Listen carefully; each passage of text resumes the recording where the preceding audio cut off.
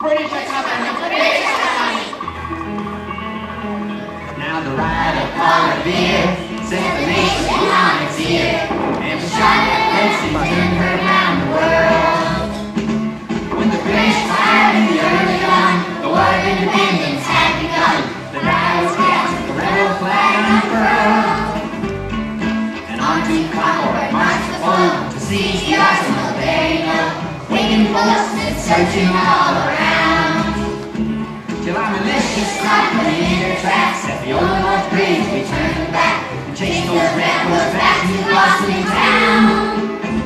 And we shot around the world with the start of revolution, living and we're ready on the move. Take your power, take your thumb, report to General Washington. Ferdinand, there's not a house to lose.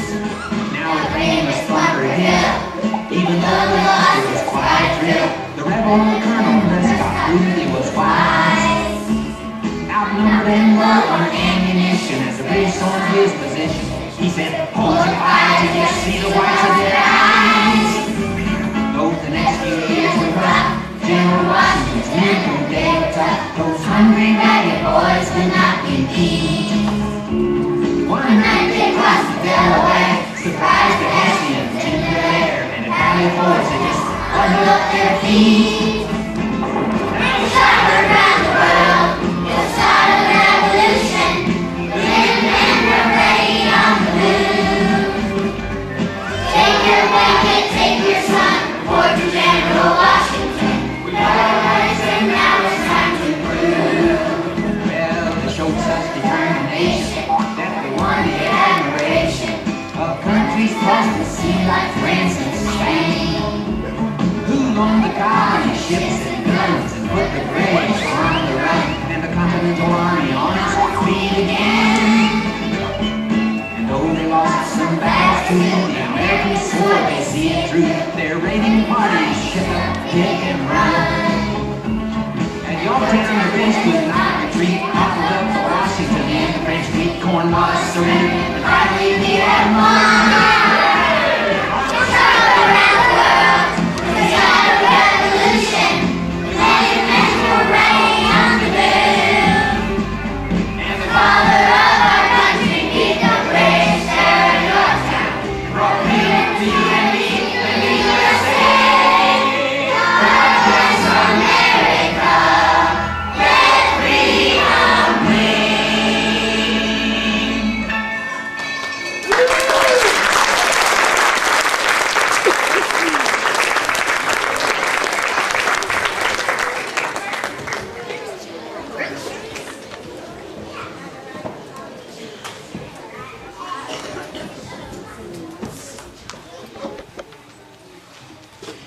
The Midnight Ride of Powder Beer by Henry Longfellow. Listen, my children, and you shall hear of the midnight ride of Powder Beer. On the 18th of April in 75, hardly a man is now alive who remembers that famous day and year. He said to his friend, if the British marched by land or sea from town to night, hang a lantern aloft in the tower of the Old North Church as a signal light. One if by land and two if by sea, on the opposite shore will be, ready to ride and spread the alarm through every middle-aged village and farm, for all the country folk to be up and to arm. Then he said good night with a muffled oar, silently rowed to the Charleston shore. Just as the moon rose over the bay, were swinging wide at her mooring sleigh. The Somerset British man of war, a phantom ship with each mast and spar, across the moon like a prison bar, a huge black hulk that was magnified by its own reflection in the tide. Meanwhile his friend through alley and street wanders and watches with eager ears, till through the silence around him he hears the rustle of men at the barrack door, the sound of arms and the tramp of feet, the measured tread of the Grandineers marching down to their boats on the shore. Then he climbed the tower of the Old North Church by the belfry, by the wooden stairs with stealthy tread to the belfry chamber overhead. He startled the pigeons from their perch, and on the sombre rafters that round him made masses of moving shapes of shade. By the trembling ladder, steep and tall, to the highest window on the wall, when he paused a minute to listen and to look down, a minute on the roofs of town, with the moonlight flowing over all. Beneath in the churchyard lay the dead, and the red encampment on the hill, wrapped in silence so deep and still that he could hear the sentinel's thread, and the watchful wind that went creeping along from tent to tent, and seeming to whisper all is well. For a moment only he feels the spell of the place and the hour and the secret dread, the lonely belfry and the dead. For suddenly all his thoughts are bent on a shadowy something far away, where the river widens to meet the bay, a line of black that bends and floats on the rising tide like a bridge of boats. Meanwhile, impatient to mount and ride, booted and spurred with a heavy stride. On the opposite shore, like Paul Revere, now he patted his horse's side. Now he gazed at the landscape far and near.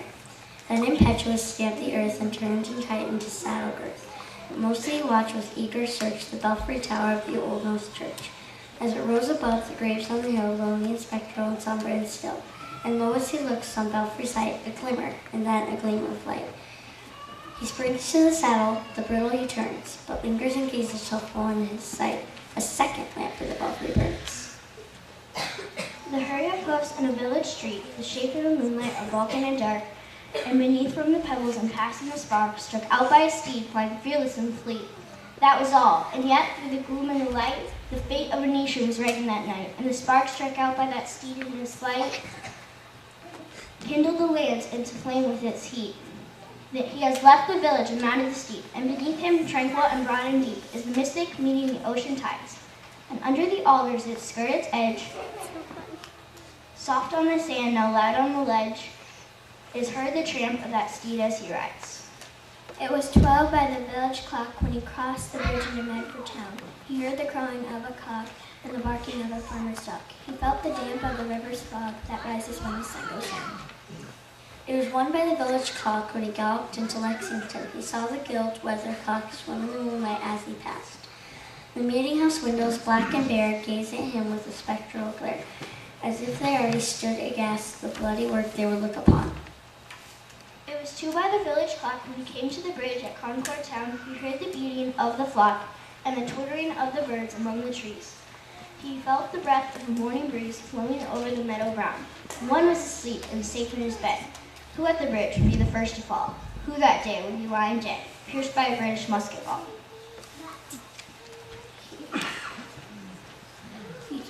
You know the rest in the books you have read, how the British regulars fight and fled, how the farmers gave them a ball to ball from behind each fence and farmyard wall, chasing the redcoats down the lane, crossing the fields to emerge again.